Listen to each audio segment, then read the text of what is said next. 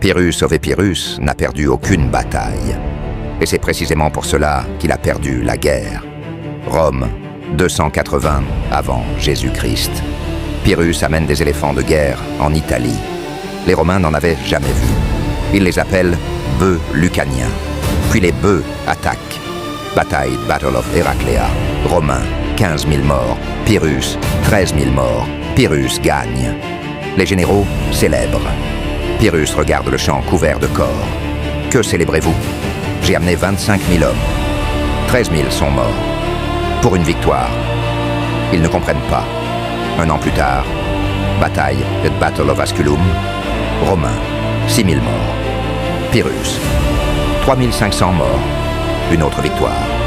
Un messager le félicite. Majesté, encore un triomphe comme à Héraclée. Pyrrhus explose. Encore une victoire comme celle-ci. Et je suis perdu. Car il y avait un problème. Pyrrhus avait 25 000 Grecs. Au total, sans renfort. À 3 000 miles de chez lui. Rome avait 700 000 citoyens. Chaque Romain tué par Pyrrhus. Rome en recrutait 2 autres. Chaque Grec perdu par Pyrrhus. Une perte définitive. Les mathématiques étaient simples.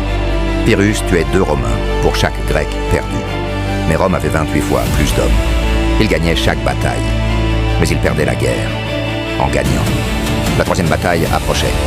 Pyrrhus avait 11 000 soldats. Il avait commencé avec 25 000. Rome avait 650 000 hommes. Elle avait commencé avec 700 000. Pyrrhus fit quelque chose d'inédit.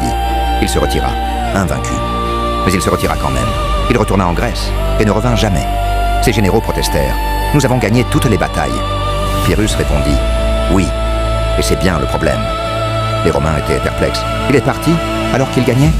Puis ils célébrèrent, car en réalité, ils avaient gagné. De cette histoire vient une expression « victoire à la Pyrrhus ». Une victoire si coûteuse qu'elle devient une défaite.